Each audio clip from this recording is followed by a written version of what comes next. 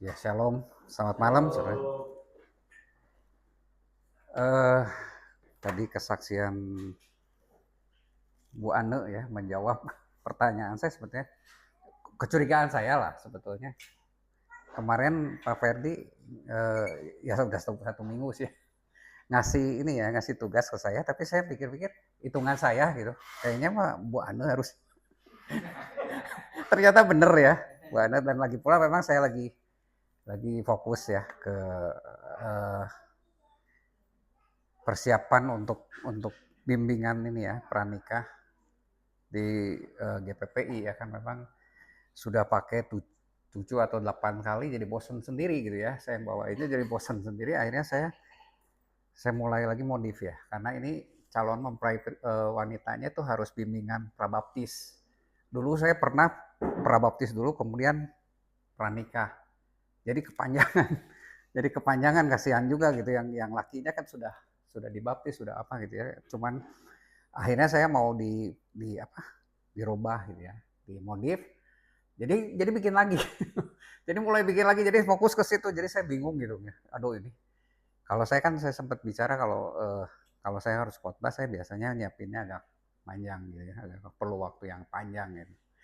Tapi ya seperti kemarin juga bulan lalu ya, kadang-kadang kan kita sebagai pembicara tiba-tiba Tuhan robah ya, ketika kita sudah siap tahu-tahu robah gitu. Tadi pagi saya juga udah ngomong sama istri saya, waduh robah lagi saya robah lagi ya. Jadi tapi ada kaitannya sama dengan eh, minggu kedua saya di GPPI. Saya sudah siapkan sebenarnya dari apa bulan bulan Desember untuk bulan Januari. Ternyata Tuhan robah karena lihat situasi juga, situasinya beda lagi gitu. Akhirnya bahan ini saya mau dipakai, cuman Tuhan arahkan saya ke hal lain lagi gitu. Hari Kamis kan harusnya Minggu udah siap, Kamis bukan Sabtu, Minggu ya harusnya udah siap. Sabtu tuh harusnya udah finish gitu, tapi wah mulai lagi gitu. Kan kita orang kerja juga susah waktunya, nggak bisa ini ya. Tapi ya ada kaitannya. Kalau tadi semua bicara nostalgia, saya juga nostalgia. Ada beberapa nostalgia. Kita kembali ke dasar ya, pengajaran dasar kayaknya nggak masuk. Jadi kalau tadi saya lihat Bu Ane ya, Pak Ferdi ya pasti, dan hidup saya pun selama ini kita masih bisa jalan sampai saat ini karena kita berdoa. Ya karena kita berdoa dan Tuhan dengar doa kita. Seringkali yang saya juga pernah saksikan, saya nggak pernah eh, berpikir bahwa akan mendapatkan ruko di sini. Ternyata Tuhan siapkan yang baik. Kalaupun saya ngomong gitu kan, asal ngomong dan duitnya belum ada, tapi ternyata Tuhan bisa kabulkan. Ya Tuhan eh, memberikan kepada kita apa yang kita minta, walaupun mungkin belum terucap gitu, belum terucap, tapi masih dalam angan-angan. Dan ya tadi ya mau pergi ke Australia, kemudian pokoknya seolah Tuhan bimbing kita untuk bisa mempersiapkan apa yang kita perlukan di saatnya nanti gitu. Ya tapi memang mungkin perlu waktu lama dan sebagainya. Ini bentuk kayak gini ya.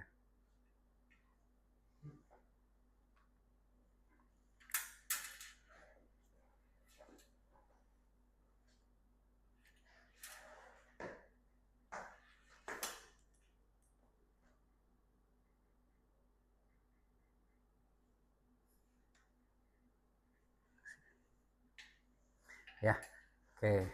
Jadi mudah-mudahan ini kalau saya bikin memang agak panjang, agak ya. Oke. Jadi uh, ketika terjadi serangan ya Amerika dan Israel ke Iran, itu nggak lama tuh Jason ikutin ya. Terus dia ngomong gitu, turun, gimana nih katanya, ya gimana Pi, kita harus gimana gitu ya. Saya dengan enteng gitu dia ngomong, ya saya dari pengalaman saya langsung ngomong gitu, ya udah doa aja, kita nggak bisa apa-apa kok, Ya, banyak orang ketakutan harus sediakan segala macam, beli segala macam. Saya berpikir nyediain juga untuk apa ya? Dulu ada beberapa orang mengikuti saran dari hamba Tuhan, ayo punya ladang dan sebagainya, nanam sendiri dan sebagainya. Nanti kalau ada apa namanya keraparan kan kita masih punya persediaan. Saya bilang siapa yang bisa seperti itu ya? Malah nanti kita lihat kita dijarah, ya kan? Orang kelaparan semua. Ya, terus kalau sekarang kita juga mau nyimpan sembako dan sebagainya mungkin udah busuk ya, udah kutuan kalau beras mah gitu ya. Tapi saya beli dua sih, biasa beli satu karung beli dua lah supaya nggak ngantri ya. Bensin juga saya bilang kalau kosong dikit isi aja biar nggak ngantri lah ya, nggak susah gitu ya. Soalnya kita mau beli juga takutnya nanti kebakaran, nyimpennya nggak bener nanti kebakaran juga ya. Akhirnya ya sudah pasrah. Dan dari pengalaman memang kita juga harus pasrah. Apapun yang kita coba untuk pertahankan juga kita nggak bisa pertahankan ketika itu harus hilang.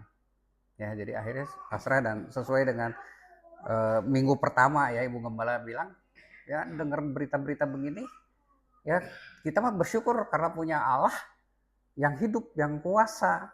Dan minggu kemarin ya diperkuat lagi bahwa Allah itu adalah batu karang kita, batu ya gunung batu kita yang akan memberikan kepada kita perlindungan dan begitu Pak. Jadi biarkanlah krisis terjadi, yang penting Tuhan akan menolong kita.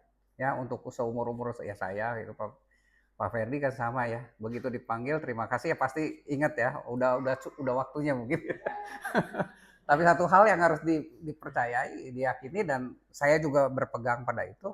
Kalau saya harus keluar, Tuhan kasih yang lebih baik. Kalau saya diizinkan keluar dari satu tempat, pasti Tuhan kasih lebih baik. Ya, saya pernah keluar dari satu bank 6 tahun setengah saya bekerja di situ, disekolahkan. Kemudian saya harus keluar gara-gara satu orang yang ya biasalah gitu ya, orangnya begitu. Tapi itu sudah Tuhan izinkan saya keluar dan ternyata memang lebih baik. Ketika saya ketemu dengan senior saya dia bilang, "Oh, kamu untung keluar loh. Kalau masih di sini mungkin gajinya berapa?" Waktu itu saya udah pakai mobil gitu ya, udah kalau di sana belum tentu dikasih mobil. Ya tapi pastilah untuk anak-anak Tuhan, Tuhan kasih yang lebih baik. Ya. Nah ini berita-berita ini ya serangan Amerika dan Israel ke Iran tuh dikatakan bisa picu krisis global dan memang sudah mulai terjadi ya. Berita terakhir hari ini saya lihat beberapa negara sudah menaikkan harga bensinnya luar biasa, BBM-nya ya. Dan ini kan kalau sudah BBM berarti akan semuanya akan naik. Indonesia hanya nunggu ya diperkirakan sih sudah lebaran mungkin gimana. Nah yang tadi saya bilang juga ketika kita punya uang, teman-teman saya bilang orang-orang nggak mau pada jual. Jadi punya uang tuh nggak bisa dibelanjakan. Ya, sedangkan dia butuh buat produksi yang ini nahan gitu, nggak mau ngasih. Ya akhirnya memang nggak bisa apa-apa. Ya, Ibu Gembala kemarin bilang ya sudah, saya juga hanya bisa mendoakan. Ya ketika harus minta didoakannya waktu itu ada yang mau ke Jepang ya pulang. Hanya bisa berdoa. Ya kita hanya bisa berdoa. Saat ini kita hanya bisa berdoa. Ya doa ini diajarkan kepada kita sejak masih kecil, betul ya. Apalagi yang sudah ya kayaknya bukan orang Kristen saja lah. Orang Islam pun kan belajar begitu. Ayo doa, ayo doa, ayo doa. Ya. Dan dianggap doa ini adalah sesuatu yang gampang gitu. Ya, nah kalau kita lihat nih ya, ini Amerika ini ya banyak isu yang mengatakan bahwa bukan isu lah, omongan-omongan dari perwira tentara semua bilang ini penggenapan firman Tuhan. Kiamat akan digenapi. Armageddon dan sebagainya. Ya, itu harus terjadi dan kita ini dipakai Allah. Bahkan dikatakan siapa sih Donald Trump ini adalah diperintahkan Allah lah ya, jadi diurapi Allah untuk ya dipakai Allah untuk menjadikan atau menggenapi firman Tuhan. Nah kemudian saya juga pernah dengar itu, saya tadi tanya Jason nggak tahu WA-nya udah nggak kemana ya, nggak ada. Itu para pemimpin tuh ya dengan arogan mengatakan ya memang Tuhan yang menentukan kiamat tapi kita bisa mempengaruhi kiamat itu, bisa mempercepat. Luar biasa. Jadi memang menakutkan sekali. Nah sekarang apa yang harus kita lakukan? Dasar Doa. Ya, kayaknya sesuatu yang gampang gitu ya. Doa itu sesuatu yang gampang, dan kita lihat ketika Tuhan Yesus akan menjalani penderitaannya, ya, doa sebelum di Getsemani, dia berdoa di dalam Yohanes 17, full doa untuk orang atau untuk dunia ini. Ya, untuk orang, untuk murid-muridnya dan untuk dunia ini. Dia tahu bahwa dia akan meninggalkan murid-muridnya dan dia tahu bagaimana nanti kondisi murid-muridnya tanpa dia. Makanya dia berdoa khusus untuk para murid ini, ya, para murid dan kita, ya, yang paling patut disyukuri. Tuhan ingat kepada orang-orang setelah murid-murid Tuhan Yesus, pengikut Tuhan Yesus setelah murid Tuhan Yesus, yang akan mengalami banyak masalah di dunia ini. Karena dunia ini adalah tempat peperangan. Ya, oleh sebab itu Tuhan Yesus berdoanya tidak mengambil mereka dari dunia ini. Tetapi Tuhan Yesus meminta supaya Allah menjaga mereka daripada yang jahat. Dunia ini jahat. Dan Tuhan Yesus mengatakan, aku tidak meminta engkau untuk mengambil mereka, tetapi menjaga mereka daripada yang jahat. Ya. Tuhan Yesus memberikan kepada kita satu teladan apa yang harus kita lakukan ketika kita tahu dunia ini sudah tidak menentu atau kacau balau. Berdoa. Ya. Ini ya. Jadi yang Tuhan Yesus lakukan meminta perlindungan melalui doa. Itulah yang diberikan Tuhan Yesus kepada murid-muridnya dan kita semua juga. Perlindungan melalui doa. Ya, kita lihat doa adalah satu hubungan atau relasi dan komunikasi dengan Allah, mendekat kepada Tuhan. Ya. Di dalam Mazmur 145 ayat 18 katakan, Tuhan dekat kepada setiap orang yang berseru kepadanya, dan atau pada setiap orang yang berseru kepadanya dalam kesetiaan. Dalam kesetiaan. Dulu zaman-zamannya ini nostalgia ya, nostalgia. Dulu ada yang menyampaikan bahwa Tuhan Yesus, ya, atau doa itu adalah apa? Telepon. Saudara pernah lihat ini ya, lagu ini? Nah, ini nostalgia nih. Tahu nggak lagunya? Nggak tahu. Ini di Tabernacle Glory. Lagu di Tabernacle Glory. Bahwa teleponnya Allah itu, mungkin Pak Ferdi tahu. Nggak tahu juga. Ini lagu yang sungguh luar biasa. Mengapa kau susah ya anak Allah, ya anak Tuhan, ya, biarlah kita berseru kepada Tuhan, ya. Teleponnya Allah tuh sungguh heran sekali, ya. Jadi ini memang lagu yang lama sekali, nggak tahu tahun berapa juga, ya. Tapi lagu ini mengingatkan kepada kita supaya kita tetap berhubungan dengan Allah, ya. Doa adalah telepon kita kepada Allah, tapi bukan telepon yang gitu ya, yang tadi ya. Telepon yang tadi itu antri. Terus kalau nggak punya koin juga nggak bisa. Ya, telepon yang sekarang kan seperti itu, udah berkembang. Telepon yang sekarang yang ini. Ya, teleponnya kayak gini sekarang ya. Sudah di genggaman. Ya, kapan saja bisa. Asal tetap harus ada pulsa lagi ya, ada data gitu ya. Tetap bayar, tapi doa tanpa bayar. Ya, lebih dari sini. Tapi inilah telepon, ya, atau hubungan doa itu dinyatakan sebagai telepon, ya. Dan doa adalah perintah, bukan pilihan. Ya, kita tidak ditawarkan mau doa apa enggak, tidak. Tapi doa adalah perintah, ya. Oleh sebab itu memerlukan disiplin rohani. Ya, memerlukan disiplin rohani. Jadi doa itu gampang nggak sih? Ya. Latihan itu perlu ya, ini doa itu adalah, atau disiplin itu adalah latihan yang sengaja dilakukan untuk bertumbuh secara rohani. Karena roh kita perlu latihan agar kuat, sehat, dan dapat menang dalam setiap peperangan. Ya, doa itu sama. Jadi doa bukan tindakan pasif, tetapi doa adalah tindakan rohani yang aktif. Kita perlu melatih itu supaya benar-benar terbentuk jiwa yang sehat dan kuat. Nah, kembali ke sana ya. Ini juga nostalgia.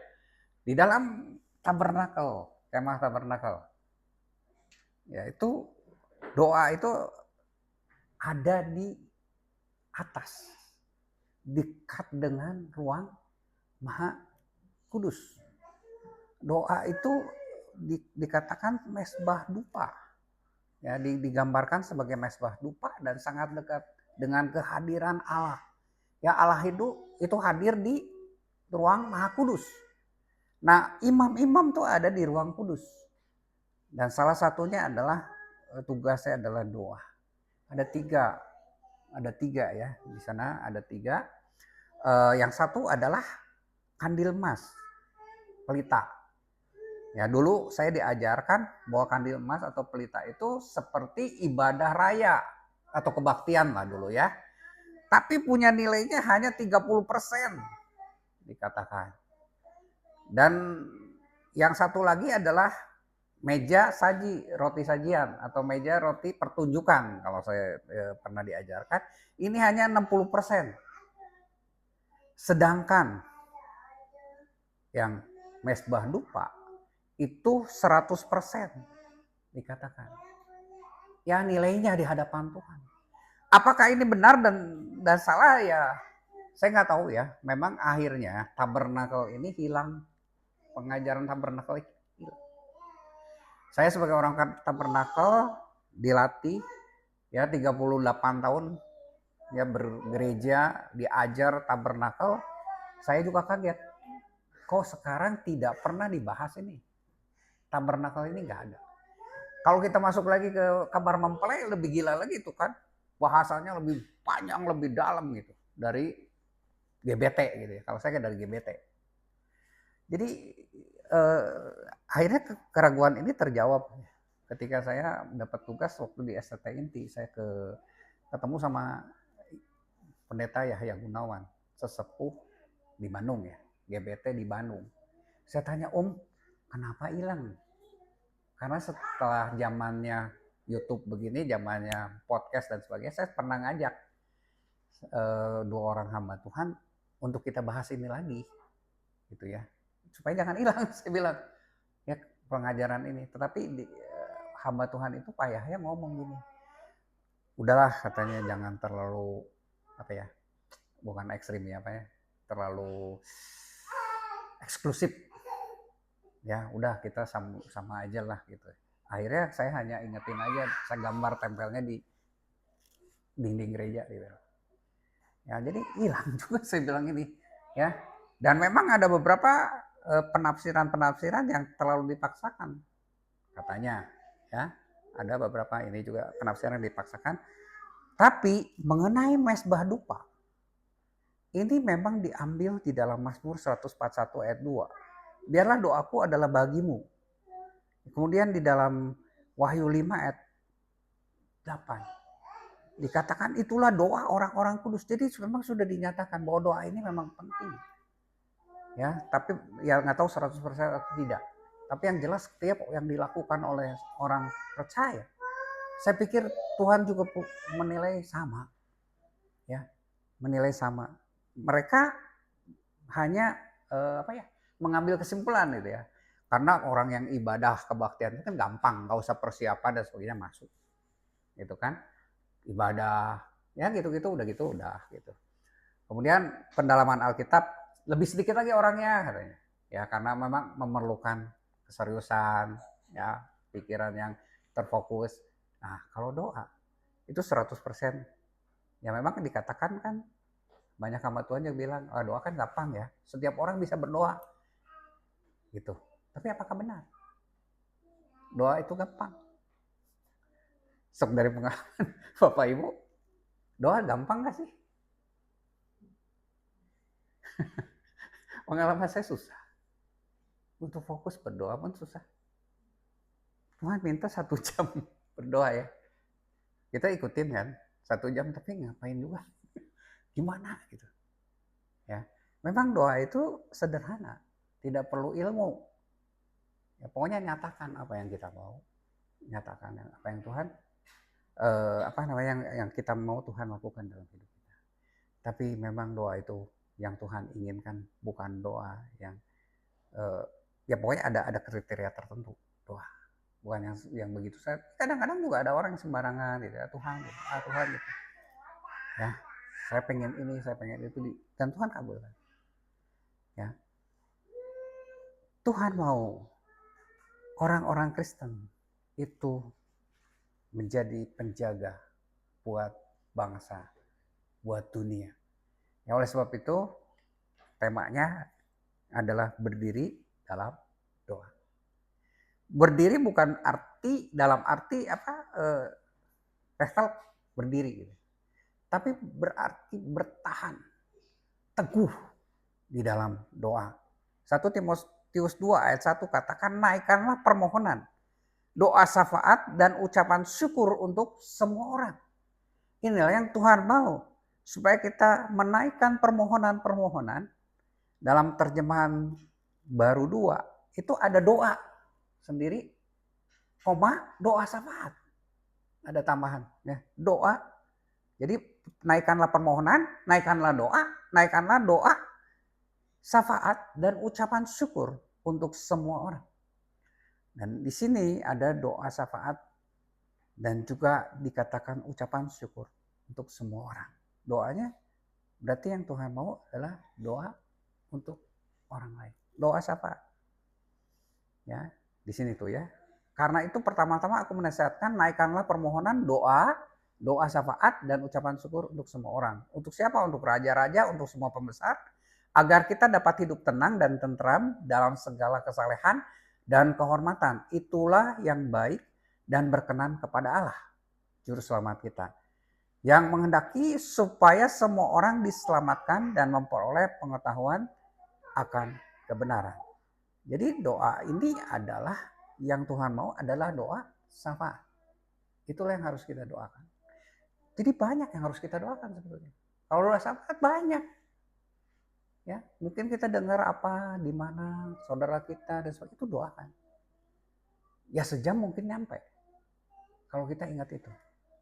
Ya, kalau kita mendoakan. Tapi untuk diri sendiri mungkin nggak perlu sejam. Ya. Nah, lihat doa syafaat yang Tuhan mau. Itu doa untuk kepentingan orang lain. Jadi tidak egois sifatnya. Ya. Atau kamu berdoa juga tetapi kamu tidak menerima apa-apa karena kamu sudah berdoa sebab yang kamu minta itu hendak kamu habiskan untuk memuaskan hawa nafsumu. Doa syafaat bukan doa yang seperti ini. Bukan segalanya Tuhan berkati saya dan sebagainya. Pokoknya saya. Nah, tapi doa yang benar adalah doa yang tidak egois, tetapi memikirkan orang lain. Inilah contoh yang Tuhan lakukan di dalam Yohanes 17. Pertama Tuhan berdoa atau Yesus berdoa untuk kemuliaan Allah. Jadi untuk orang, ya untuk yang lain maksudnya bukan pribadi. Kemudian perlindungan umatnya. Kemudian juga kesatuan dan keselamatan gereja sekarang. Ya. Jadi itu doa syafaat yang Tuhan ajarkan. Demikian pula doa Bapa kami. Doa yang Tuhan ajarkan ketika murid-murid Tuhan Yesus pengen tahu gimana sih cara berdoa, ajarin dong. Yohanes aja ngajarin kami, karena murid-muridnya, ajarin dong kami doa. Dan Tuhan katakan kalau kamu berdoa, yaitu doa Bapa kami yang ada di surga. Semuanya kami. Memang ini bisa kita lakukan sendiri. Tetapi sifatnya adalah komunal. Sifatnya komunal. Kami, bukan Bapak saya. Ampuni saya. Tapi ampunilah kami. Berikanlah kami. Jadi kami. Jadi cara berpikir rohani itu kita harus punya cara pemikiran bahwa kita itu tidak bisa hidup sendiri. Bukan hidup sendiri. Melainkan kita adalah satu keluarga Allah. Itulah doa yang Tuhan ajarkan dan teladankan kepada kita. Ya. Sudahkah kita melakukan ini dalam kehidupan? Perlu kita renungkan ya. Tapi inilah doa yang Tuhan mau. Jadi ketika dunia penuh kekacauan, kita jangan lengah secara rohani. Ya, seperti anak saya nanya, Pi harus gimana kita? Ya, saya tulis di sini apa yang harus atau bisa kita lakukan. Saya dengar video yang dikirim dari satu sinode. Dan salah seorang hamba Tuhan bilang, yang harus kita lakukan dalam menghadapi persoalan sekarang, masalah sekarang. Pertama, doa. Kedua, doa. Ketiga, doa. Sama. Saya pikir ada 1, 2, 3. Tapi enggak. Pertama, doa. Kedua, doa. Ketiga, doa. Kok diulang-ulang? Ya, itu artinya doa itu harus terus-menerus atau konsisten. Ini yang Tuhan mau. Paulus bilang, bersyukurlah senantiasa, tetaplah berdoa. Ucapkanlah syukur dalam segala hal, sebab itulah yang dikehendaki Allah dalam Yesus Kristus. Tetaplah berdoa, karena itulah yang dikehendaki Allah di dalam kehidupan atau di dalam Kristus bagi kita semua. Ya, jadi dengan segala doa dan permohonan, berdoalah setiap waktu.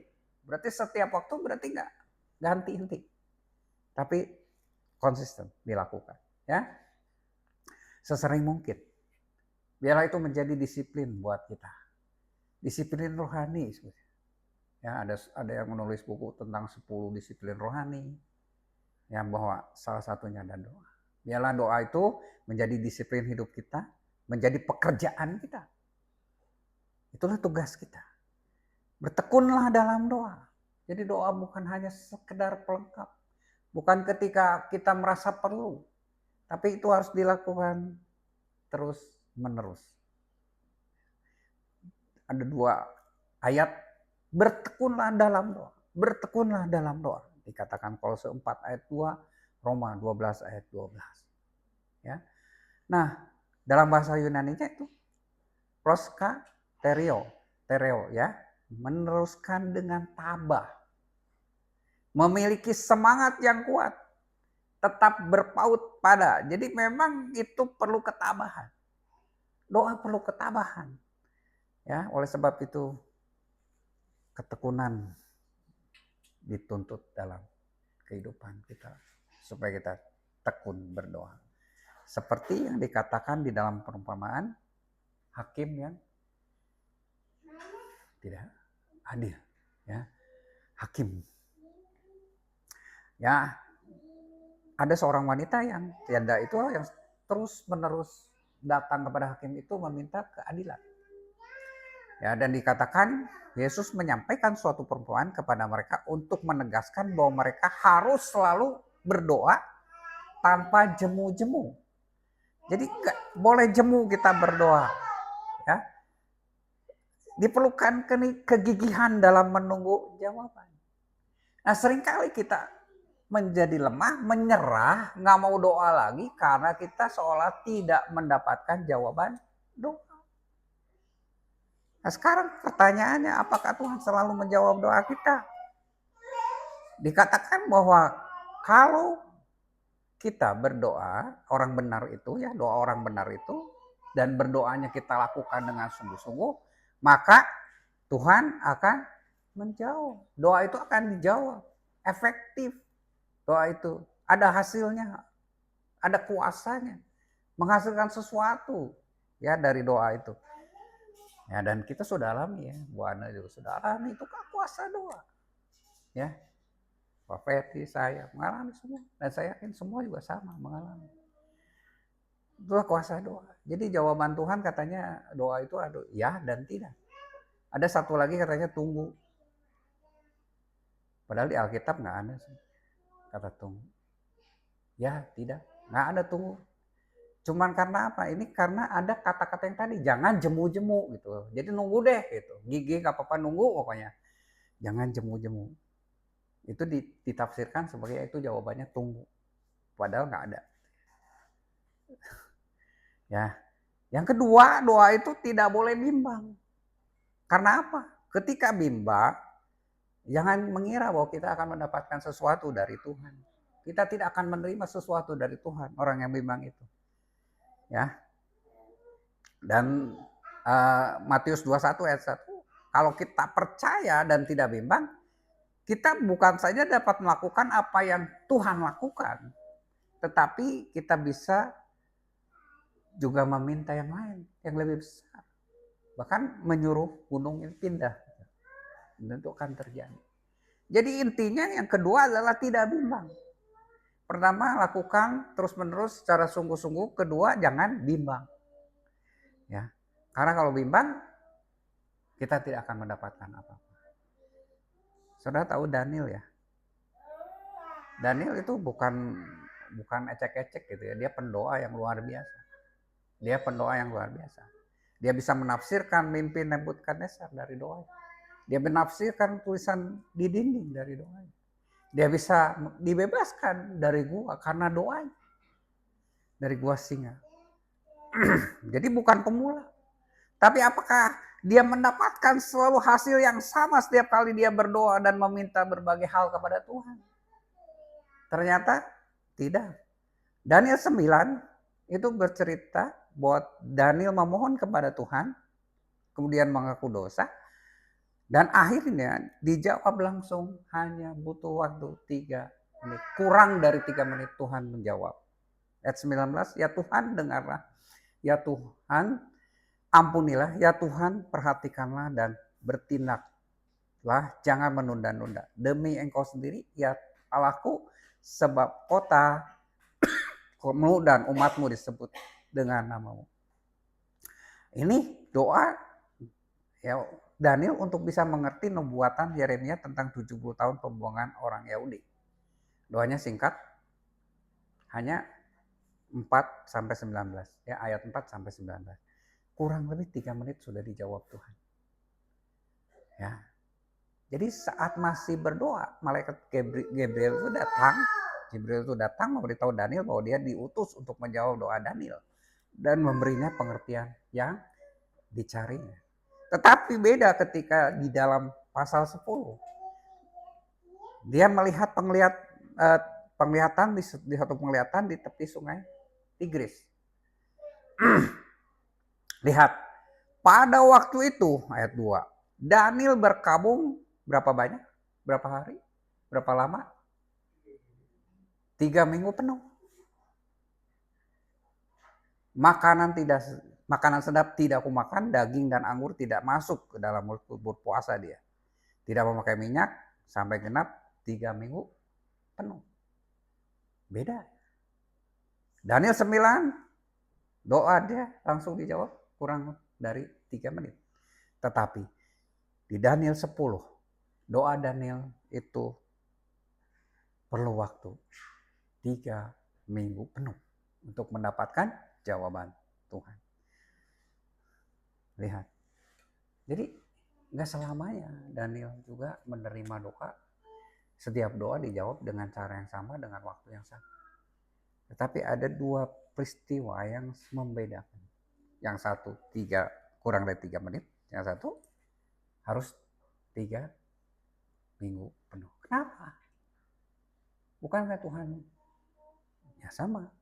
Danielnya sama, setianya iya, tekunnya iya, tidak berubah. Ya bahkan diancam dimasukkan ke gua singa dia tetap berdoa. Ya ini dilihat, kalau kita lihat dari sudut pandang manusia. Dan ini merupakan kegagalan mengerti.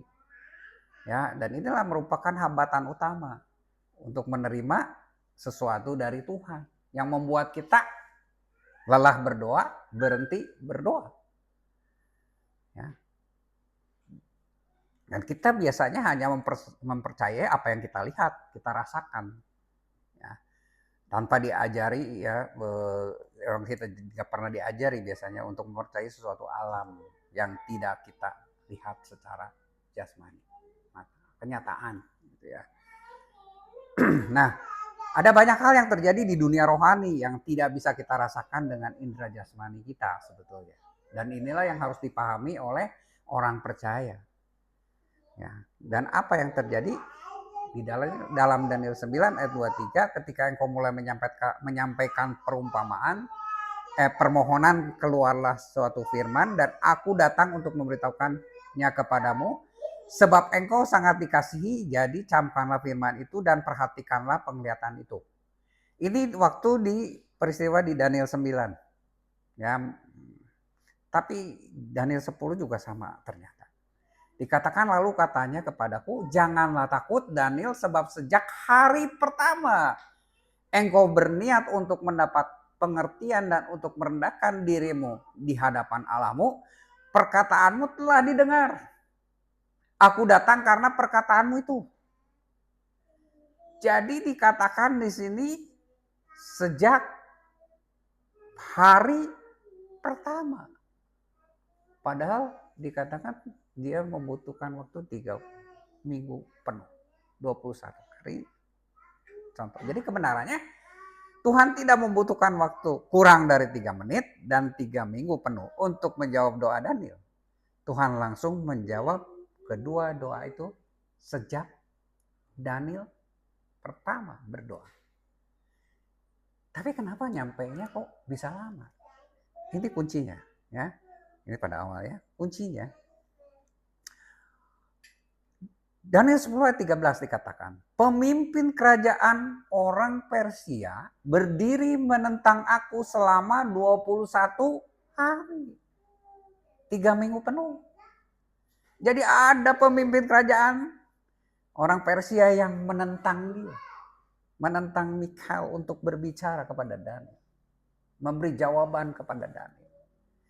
Dan ini sama dikatakan oleh Paulus, bahwa perjuangan kita bukanlah melawan darah dan daging, tetapi melawan pemerintah-pemerintah, melawan penguasa-penguasa, melawan kuasa-kuasa dunia yang gelap ini. Melawan roh-roh jahat di dunia. Jadi doa kita sering kali terhalang karena ada penghambat. Itulah kuasa iblis yang selalu menghambat. Iblis tidak suka kita berdoa. Iblis tidak suka kita dekat dengan Tuhan. Makanya menghambat jawaban itu supaya kita bisa terima segera. Yang akhirnya bisa membuat kita kelelahan berdoa. Dan kita bosan dan gak mau lagi berdoa. Menyerah. Ya, jadi itulah yang terjadi dalam dua peristiwa. Jawaban yang Tuhan berikan itu pada saat hari pertama Daniel berdoa. Tetapi nyampainya bisa berbeda.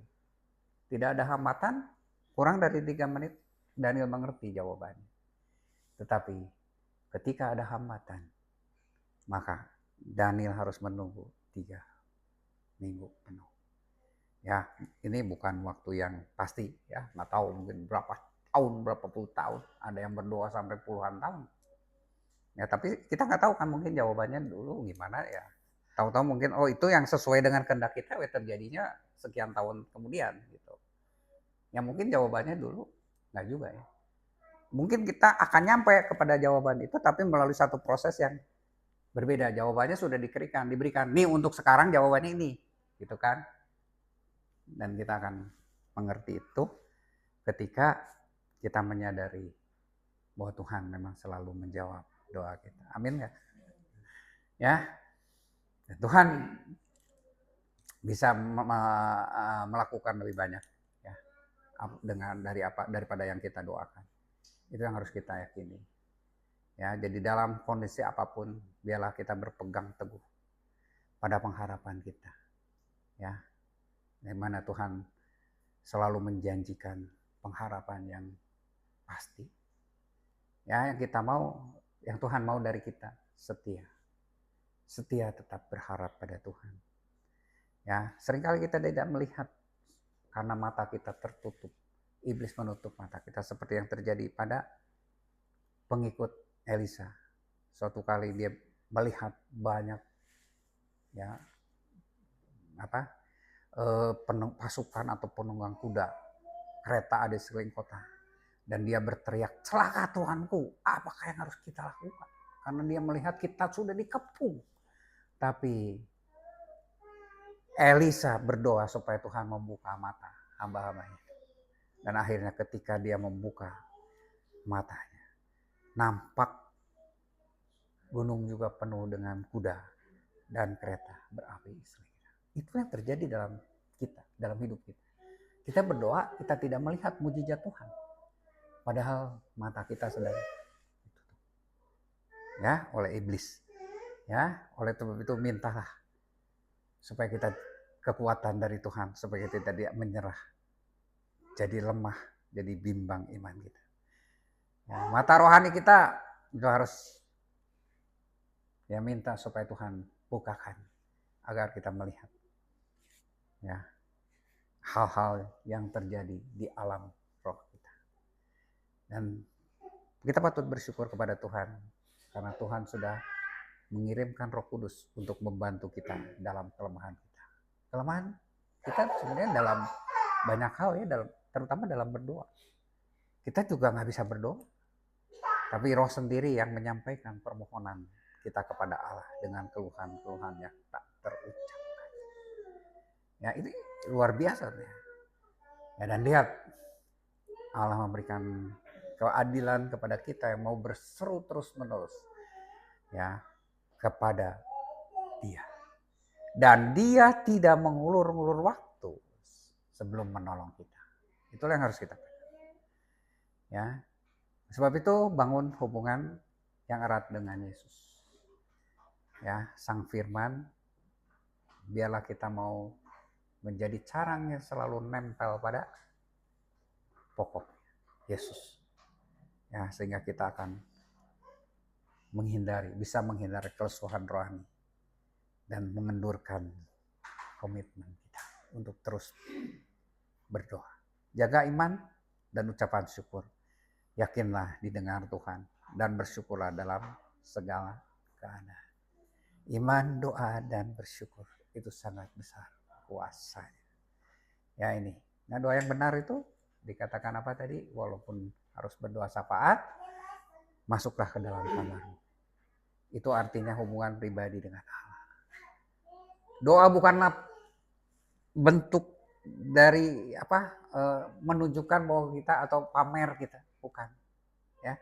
Tapi Tuhan sangat menghargai orang-orang yang mempunyai hubungan pribadi dengan Allah. Ya, ruang tersembunyi kamar itu. Tadi lagu itu juga sama ya. Masuklah kamarmu, tutuplah pintu. Ketika kita berdoa, masuklah. Dan ini diajarkan ketika doa Bapa kami diajarkan. Kalau kamu berdoa, masuklah dalam kamarmu. Tutuplah pintu. Gak usah kelihatan orang. Dulu di gereja yang saya beribadah itu ada pendoa yang kalau doa itu kayak puisi. Kayak puisi indah, panjang, indah tapi ya. Ya tapi ya itu terserah memang gimana ya, tapi bukan itu maksudnya. Ya. Tapi kita masuk memiliki satu ruang tersembunyi. Bukan bentuknya kamar, tidak. Dimanapun. Maksudnya jangan kita pamerkan. Karena ayat sebelumnya itu menunjukkan bukan seperti orang-orang lain yang berdoa itu di pinggir-pinggir jalan atau di depan atau di rumah-rumah ibadah untuk dipuji orang. Tapi masuklah ke dalam kamar. Tutuplah pintu. Fokus. Pisahkan diri dari gangguan. Jadi itulah yang Tuhan mau. Kita fokus dalam doa kita. Ya. Dan Bapa yang tersembunyi, Bapa yang ada di tempat tersembunyi, itu akan mengabulkan doa kita. Ya Allah memang melihat hati. 1 Samuel 16 ayat 7. Ya mengatakan demikian.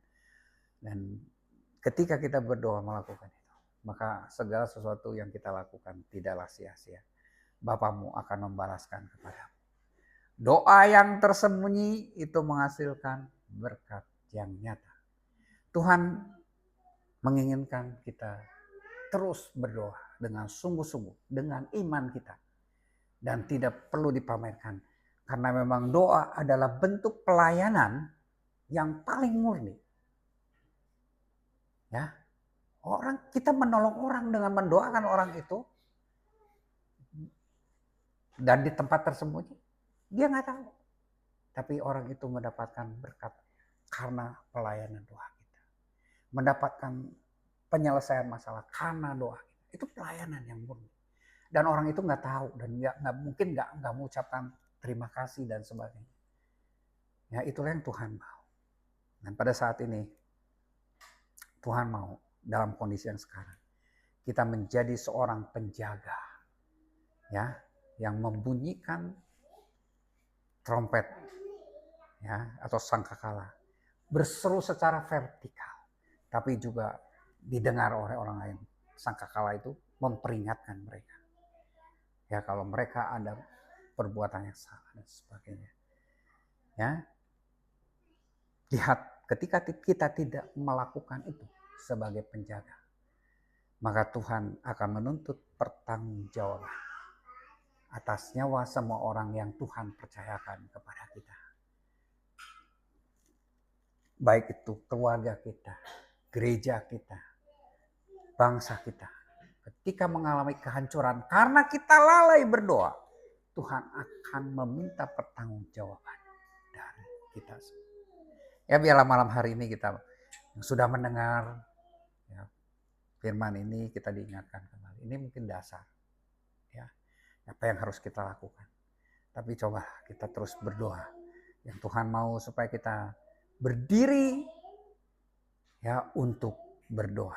Karena kita sudah dipercayakan sebagai penjaga. Ya, sebagai penjaga bangsa kita, keluarga kita, dan orang-orang yang kita temui. Ya, di sini ada gambar di mana lihat ada di sebelah kiri itu ada halilintar, ada kota yang hancur. Seperti saat ini, kondisinya seperti ini. Tapi kita bersyukur kepada Tuhan, ada kota benteng. Dialah Yesus, ada di tengah-tengah kota benteng itu. Dan lihat, sebelah kanan, ada matahari, ada burung, Roh Kudus. Ya, pengharapan kita. Ya, jadi di tengah-tengah kekacauan dunia, ada benteng, kota benteng kita. Yesus Kristus, di mana kita terus-menerus bisa memandang benteng itu dan lihat ada orang yang berdoa. Itulah yang Tuhan mau kita lakukan itu sebagai penjaga ya atas apa yang Tuhan percayakan kepada kita. Siapapun itu, orang-orang serumah dengan kita, rekan-rekan di tempat bekerja, di gereja kita, dimanapun kita berada, bahkan dunia ini. Tanggung jawab kita menjaga mereka dengan apa? Tiupkan sangkakala. Berdoa secara vertikal kepada Tuhan. Dan ingatkan mereka akan dosa-dosa mereka. Saya rasa cukup ya. Panjang juga. Tuhan Yesus memberkati. Yuk.